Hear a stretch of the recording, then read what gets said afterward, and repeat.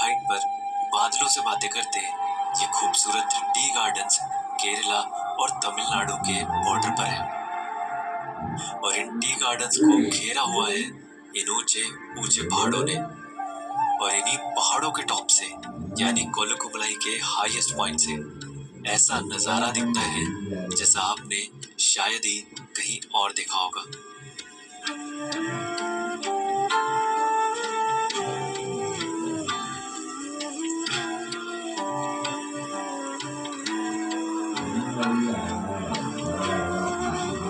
ये इतनी खास शेप के पहाड़ और उस पर चलते ये बादल एक ऐसा नजारा बना रहे थे जिसे चाहे कितना भी देख लो पर कभी मन ही ना भरे।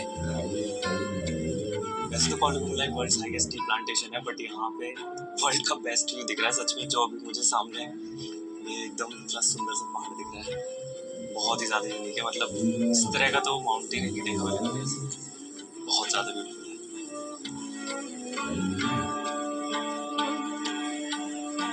बेशक ये बहुत खूबसूरत नजारा था पर अभी तो आपको इससे भी ज्यादा हाइट का पहाड़ दिखाना है। पर वहां जाने से पहले मुझे रास्ते में ये खूबसूरत वाटरफॉल दिखा दो। चिनाकनाल वाटरफॉल। रोड से देखकर तो ये वाटरफॉल इतना बड़ा नहीं लगता पर जब इसको दूर से देखते हैं तब इसकी हाइट का असली अंदाजा होता है। ये खूबसूरत वाटरफॉल एकदम रोड के बीच में से निकलता है तो ये इसलिए और खास बन जाता है क्योंकि इस तक पहुंचने के लिए आपको कोई भी ट्रैक करने की जरूरत है।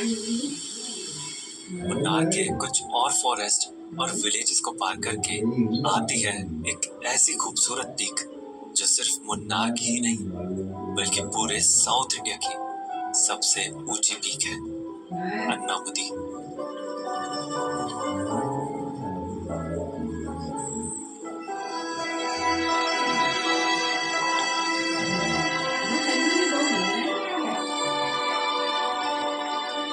8,800 फीट की हाइट की ये पीक शिमला और मनाली टाउन से भी ज्यादा ऊंची है, यानी इंडिया में हिमालयास के अलावा इससे हाईएस्ट पॉइंट और कहीं नहीं है और इसी वजह से इस पीक को एवरेस्ट ऑफ साउथ इंडिया भी कहा जाता है। खूबसूरत टी गार्डन्स और फॉरेस्ट से घिरी ये पीक इस पूरे एरिया में शान से खड़ी है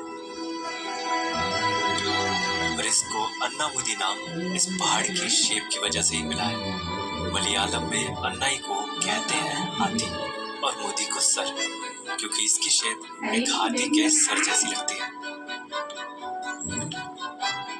और इसका जो टॉप है ऐसा जो कितने ज्यादा और खूबसूरती को बढ़ा रहे हैं और इस खूबसूरत पीक से निकलती हुई ये धारा है जिससे बनता हुआ वाटरफॉल और फिर उस वाटरफॉल से बनती ये नदी भी आप सामने से देख सकते हैं और इन सबको एक साथ देखना इससे परफेक्ट नजारा तो क्या ही होगा।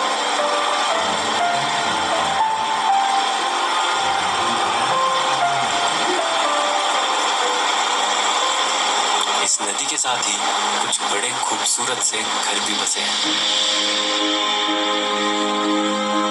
ग्रीन छत वाले ये घर इस ग्रीनरी में पूरी तरह घुल जाते हैं। दूर से तो बस इनसे निकलता ये धुआं ही दिखता है। सूर्य नली के घरों की तरह ही यहाँ भी घर की छत पर कुछ वजन तो रखे थे पर यहाँ छत पर घास भी लगाई थी।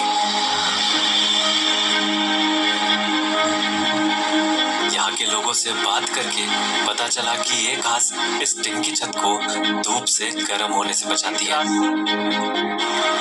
और धुएं का पता करते हुए मैं पहुंचा किचन तक, क्योंकि इन घरों में आज भी लकड़ी के चूल्हे पर ही खाना बनाते हैं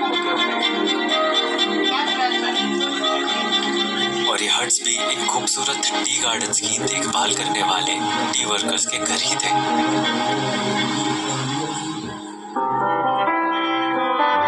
अपने घर से 2500 किलोमीटर दूर आने के बाद भी मुझे यहाँ क्या अलग है उसने इतना प्रभावित नहीं किया जितना मुझे कई चीजों का एक जैसा होने ने किया। Thank you. नमस्ते तमिल, नमस्ते क्या तमिल।